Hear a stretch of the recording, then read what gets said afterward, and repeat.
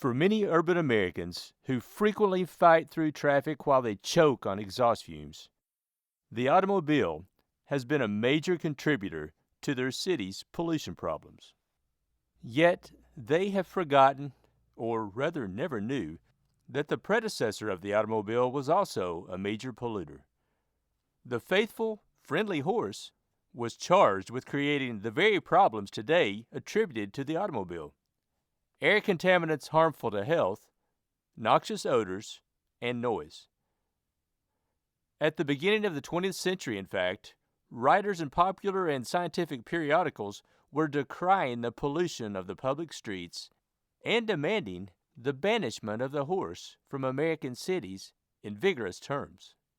The presence of 120,000 horses in New York City, wrote one 1908 authority, for example, is an economic burden, an affront to cleanliness, and a terrible tax upon human life.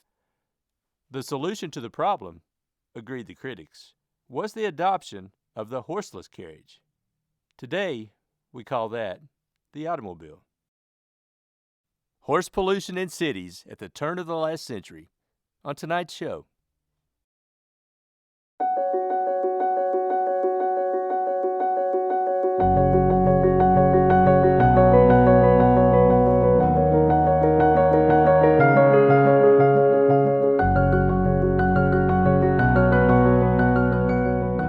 Welcome to Narratives at Night, where every month this year, we'll lift the rope and swim out to the deep end of the pool.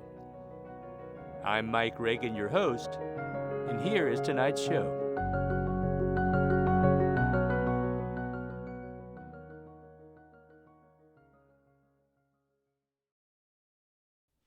A concern with clean streets and with the horse as a principal obstacle to them was nothing new.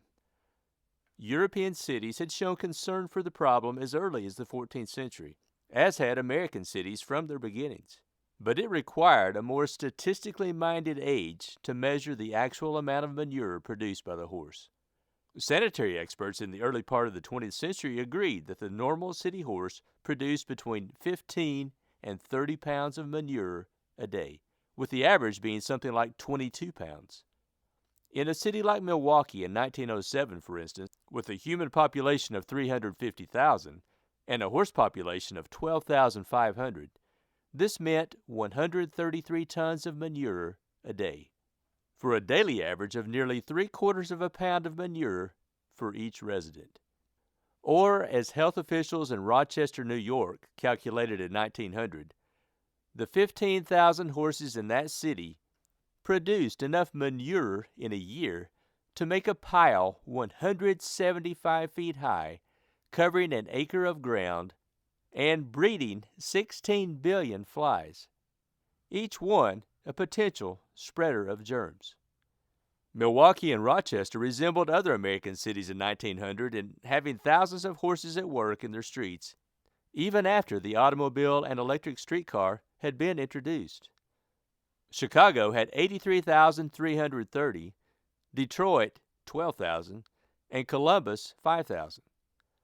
Overall, there were probably between 3 and 3.5 million horses in American cities as the century opened, compared with about 17 million living in more bucolic environments.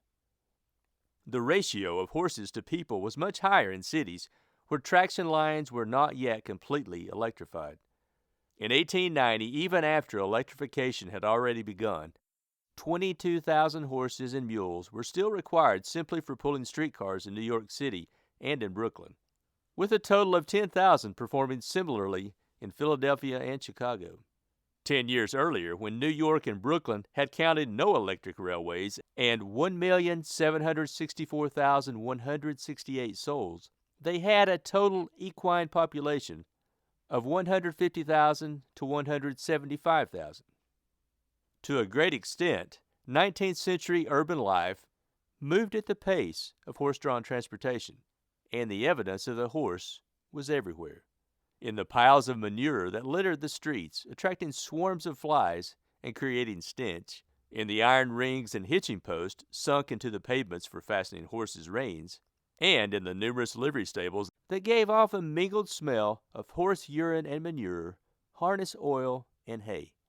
In 1880, New York and Brooklyn were served by 427 blacksmith shops, 249 carriage and wagon enterprises, 262 wheelwright shops, and 290 establishments dealing in saddles and harnesses.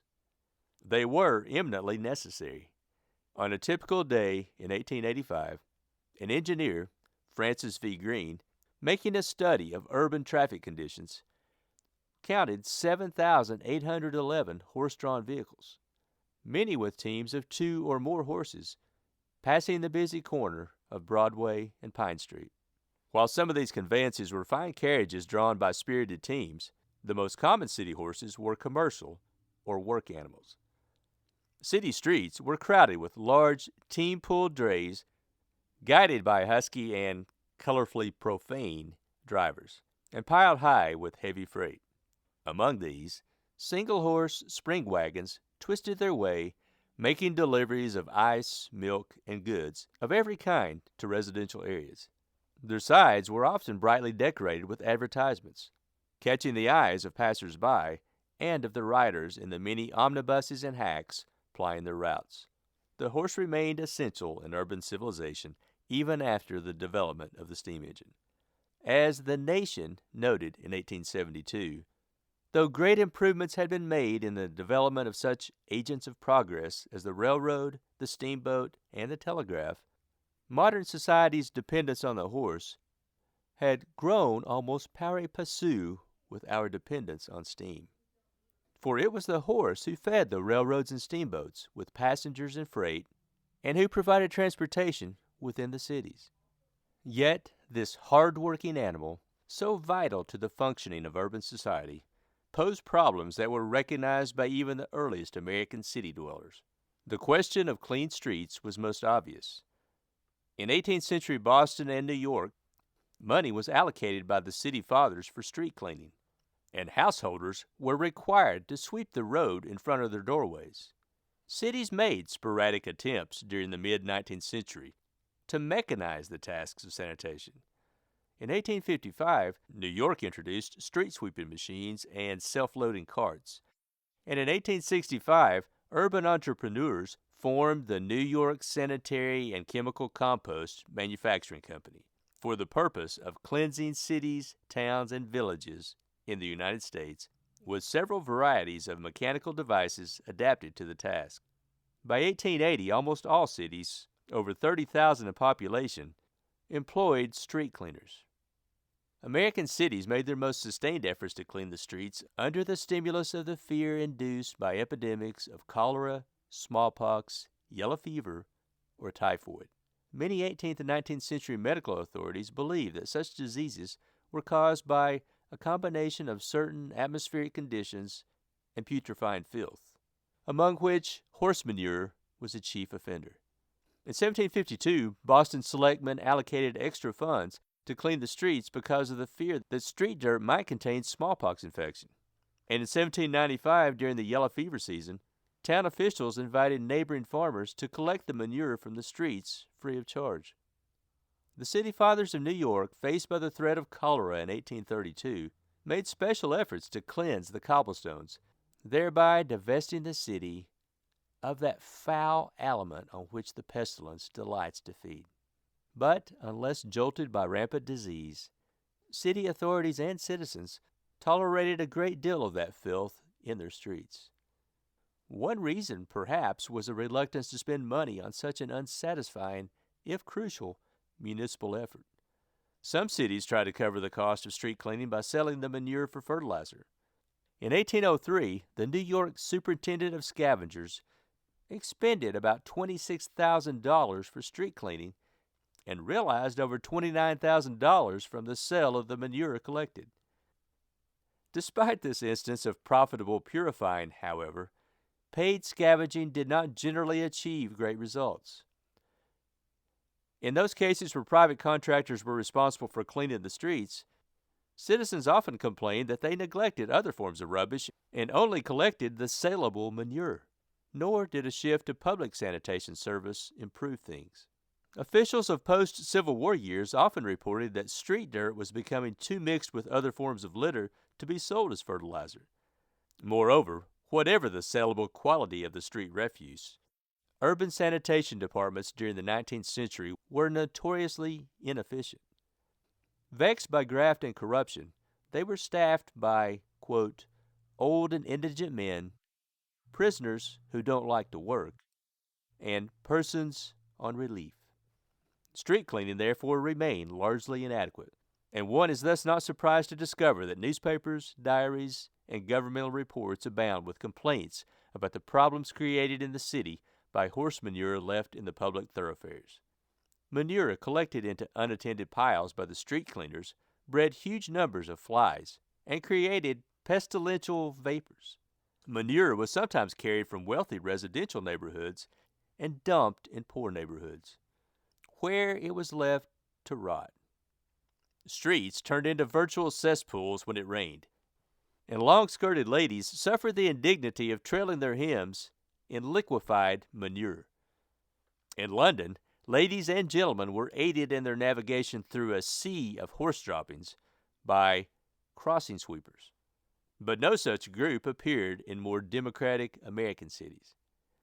Yet, dry weather was no great improvement, for then there were complaints of the pulverized horse dung that blew into people's faces and the windows of their homes, and over the outdoor displays of merchants' wares.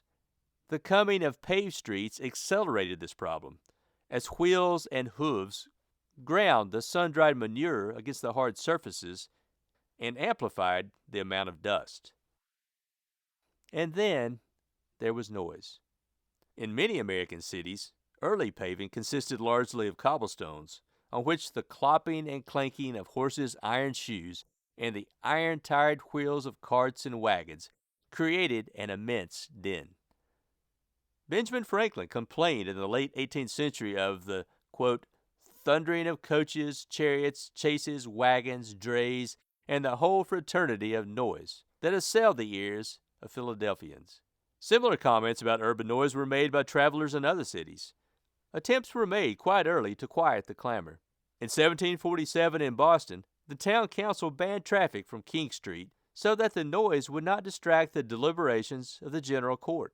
In 1785, New York City passed an ordinance forbidding teams and wagons with iron-shod wheels from the streets. In London, good medical management required the putting of straw on the pavement outside sick people's houses to muffle the sounds of traffic, a practice undoubtedly followed in America. Yet the problem grew with the growing nation.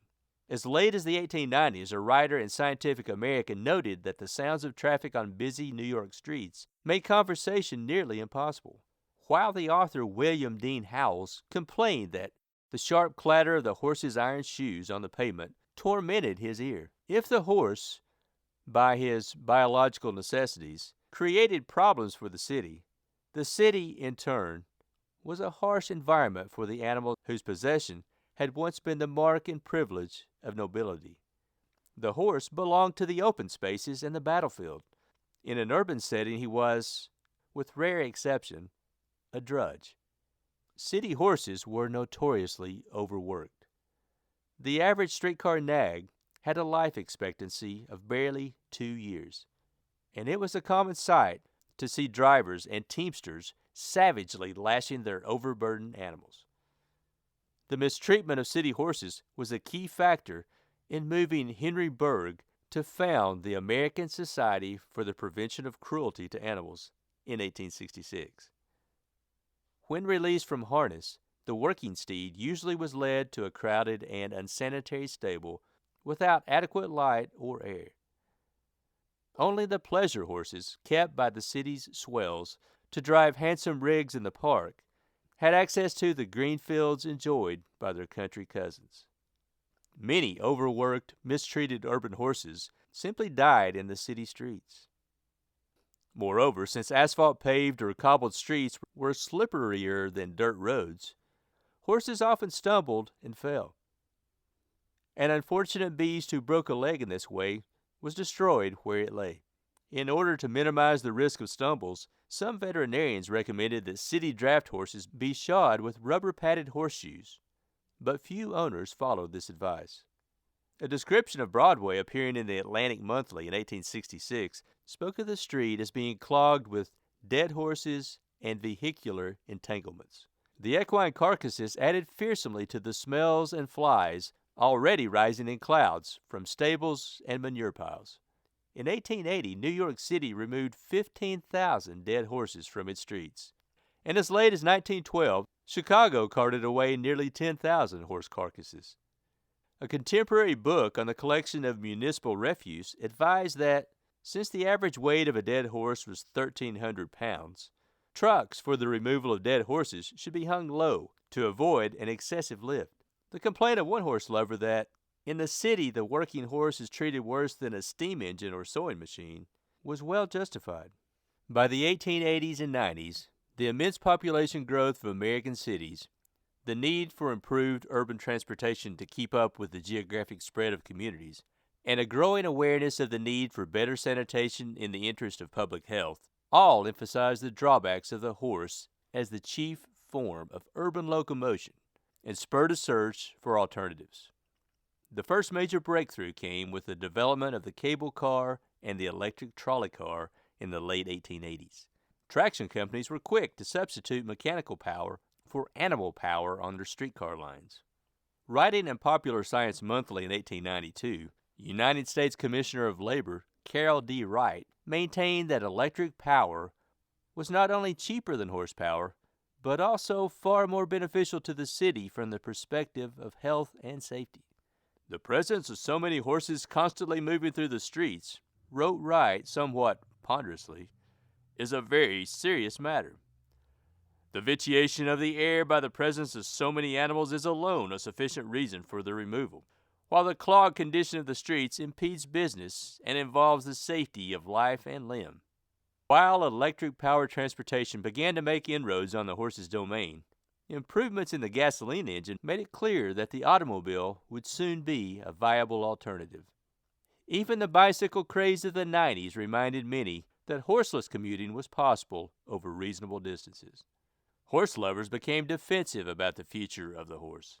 Writing in the Chautauquan in 1895, Robert L. Seymour maintained that while the cheap horse might be doomed, the costly, good-looking horse, the horse of history, the heroic horse in action, will probably last long.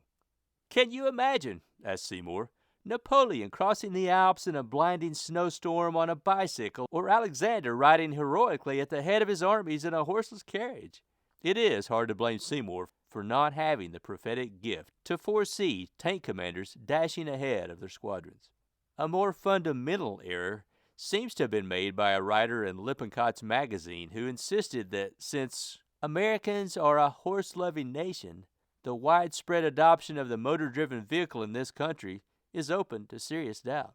Less romantic observers, however, embrace the possibility of the elimination of the horse with enthusiasm. When William Dean Howell's fictional traveler from the non-existent utopian land of Altruria visited Chicago's World Fair of 1893, he noted with pleasure that this metropolis of the future had, quote, little of the filth resulting in all other American cities from the use of the horse.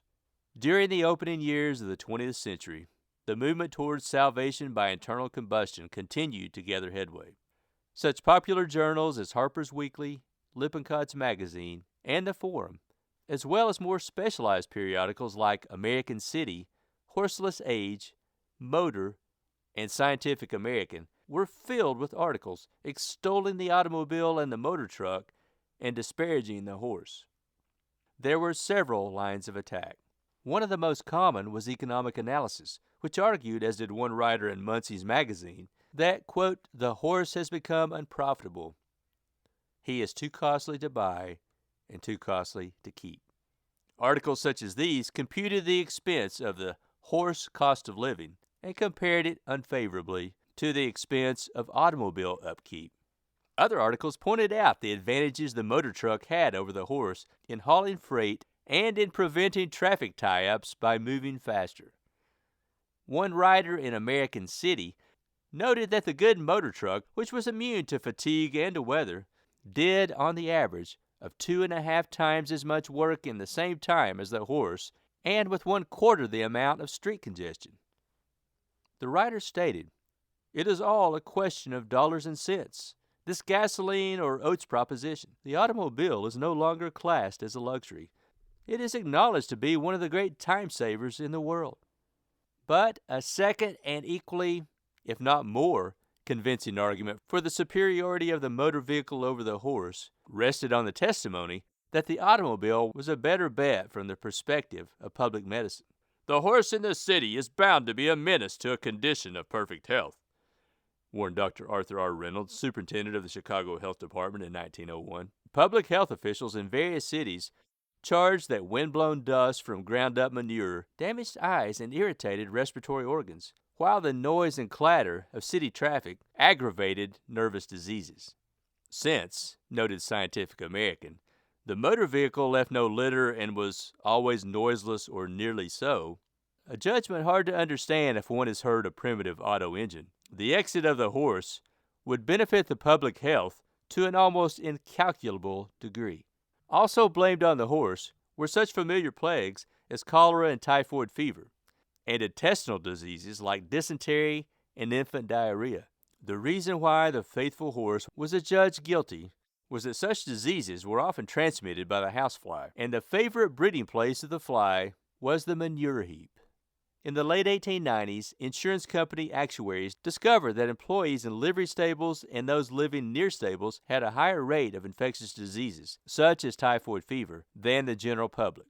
Sanitation specialists pursued the question, and the first decade of the 20th century saw a large outpouring of material warning of the danger of the infection-carrying queen of the dung heap.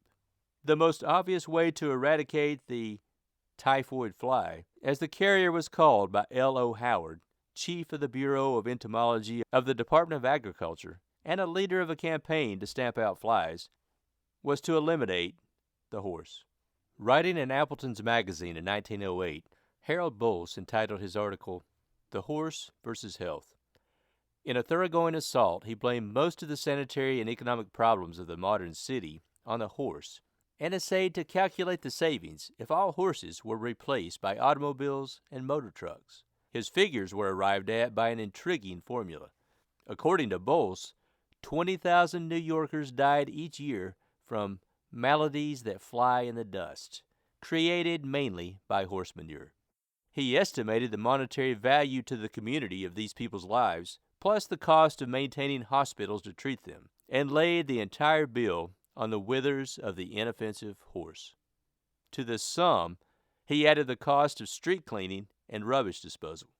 He also attributed a higher urban cost of living to the failure to use speedy motor trucks instead of horses in transporting goods. Finally, he computed and added the cost of traffic congestion, and reached a total of approximately $100 million as the price that New York City paid for not banning the horse from its streets. What fed Bolte's indignation was not so much a hate of horses, perhaps, as a dedication to progress. The horse, he maintained, represented one of the last stands of brute animal strength over applied science, and as such, had to go. Americans could no longer afford the absurdities of a horse-infected city. While no city ever took such drastic action as banning horses completely from its boundaries, many cities did eventually forbid them the use of certain streets and highways. But in the long run, the horse's opponents triumphed without recourse to legislation. The number of horses in cities dropped sharply as the automobile and the motor truck rapidly gained popularity. Although the number of horses in the nation stayed high until the 1920s, there were 20,091,000 horses reported in the 1920 census. As this happened, the benefits promised by motor vehicle enthusiasts seemed to be initially realized. Streets were cleaner, particle pollution resulting from ground-up manure and the diseases thereby produced were diminished. The number of flies was greatly reduced. Goods were transported more cheaply and efficiently. Traffic traveled at a faster rate, and the movement of people from crowded cities to suburbs was accelerated by the automobile. Events appeared to justify the spokesman for the advantages of the motor vehicle over the horse. And yet, as current difficulties resulting from the massive use of the automobile attest, the motor vehicle's proponents were extremely short-sighted in their optimistic faith that their innovation would not only eradicate the urban health problems created by the horse, but would also avoid the formation of new ones. As the number of automobiles proliferated, and such cities as New York and Los Angeles experienced smog conditions that were a serious hazard to public comfort and health, it became apparent that the automobile, too, was a major obstacle to humane metropolitan existence. Are the problems of noise and air pollution created by thousands of cars and trucks worse than those for which the horse was responsible? It is impossible to answer flatly. Altered environmental and demographic conditions in the city today, when judged beside those of a century or so ago, make specific comparisons between the horse and the automobile as polluters difficult at best. Aside from the disagreeable aesthetic effect created by horse manure, its chief impact upon public health seemed to come from wind-blown manure particles that irritated respiratory organs, from the reservoir furnished by the manure for disease spores, such as those of tetanus, and, most critically, from the fact that horse dung provided a breeding ground for the fly, proven by medical science to be the carrier of 30 different diseases, many of them acute.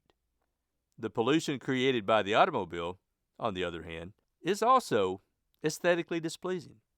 And while it has not yet been firmly linked to any specific disease, it has primarily a chronic effect on health. The pollutants released by the internal combustion engine irritate people's eyes and lungs, weakening their resistance to disease and worsening already present health problems.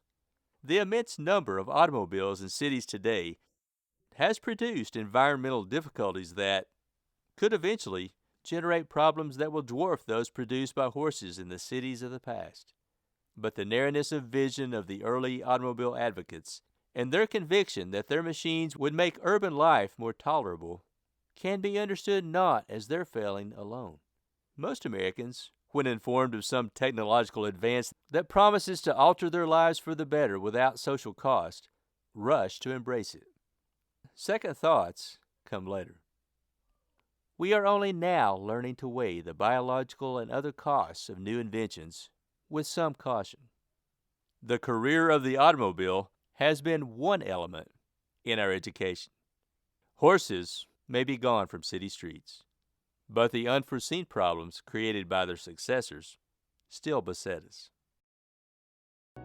New episodes of Narratives at Night will be released on the third Thursday of each month on various platforms, including Google Podcast, Spotify, and Apple Podcast.